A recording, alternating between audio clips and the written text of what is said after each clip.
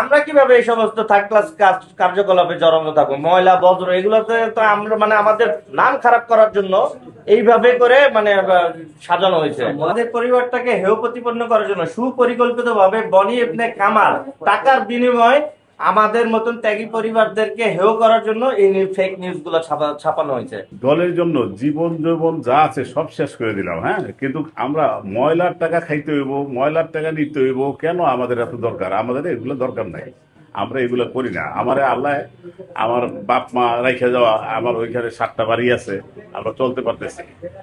আমার wife BNP করতো, সে ছিল কেন্দ্রীয় কমিটির সহপ্রচার সম্পাদক, আছে এখন কমিটি তো আছে, কিন্তু সে কিডনি ফেল হয়ে মারা গেছে। আমরা চিকিৎসা করতে চেয়েছি, হয়তো আল্লাহ ওকে নিয়ে গেছে। তা আমাদের সবচেয়ে বড় কথা হইলো যে এখন যে যারা ষড়যন্ত্র করতেছে, এই আওয়ামী লীগের দোসর আর জামাত মিল্লা, এখন আমাদের এইগুলো যদি আপনারা যদি সবাই তুলে না ধরেন তাহলে কি হবে? এটা তো আমাদের লোকজন কিন্তু এখন কোনো কোথাও চাঁদাবাজি করে না, আমাদের লোকজন কোথাও কোনো মাস্তানি করে না, কোথাও কোনো বাজার দখল করে না, বাস কাউন্টার দখল করে না, কোথাও না। গাড়ি মালিক সমিতি আছে না, তারা নিচ্ছে। আমি ওইখানে দীর্ঘদিন যাবৎ আমার এইখানে বসবাস, 50 বছর যাবৎ আমার ওইখানে 7টা বাড়ি আছে, আমি 10 লাখ টাকা ভাড়া পাই। আমার এইগুলো দরকার নাই। আর ময়লার কথাটা শুনলে কিন্তু একটু খারাপই দেখা যায়।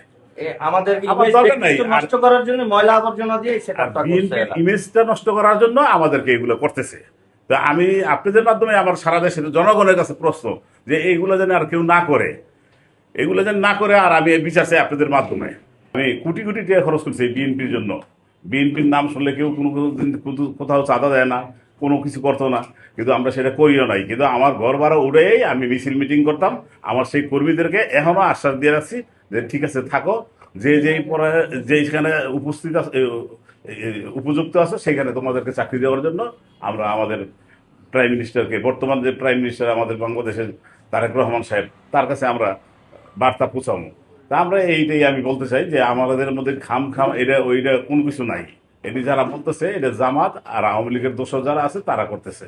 এই আমার এইটি ছোট্টই কথা, যে আমি আপনাদের মাধ্যমে আমি সারা বাংলাদেশের জনগণের কাছে আমি বিচার চাই যে আমি কোথাও কোনো কিছু করি নাই, আমার সন্তানরা করে নাই, তাহলে কেন আমাদেরকে নিয়ে হ্যারাসমেন্ট করবে?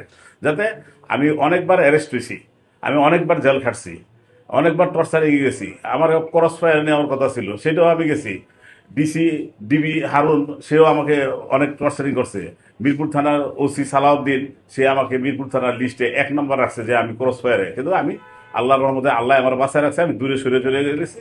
আমরা 16 বছর আমরা বাড়ি করে থাকতে পারি নাই। আমার বাড়ি আছে, বাড়িতে সামনে সবসময় একটা করে পুলিশের গাড়ি থাকতো, র্যাবের গাড়ি থাকতো, যাতে আমরা কেউ না যেতে পারি। আমার আমার 27টা বাড়িটা নিয়ে 24 জন রে 4 মাস করে সাজা দিছে। তারপর থেকে আমার ওই বাড়িতে আর ভাড়া হয় না। তাই আমরা এত হ্যারাসমেন্ট হওয়ার পরও এটা আমি জনগণের কাছে আপনাদের সবার মাধ্যমে প্রশ্ন রাখতেছি যে আমাদের এই বিচারটা সুষ্ঠু জানি হয়, আর কিছু না।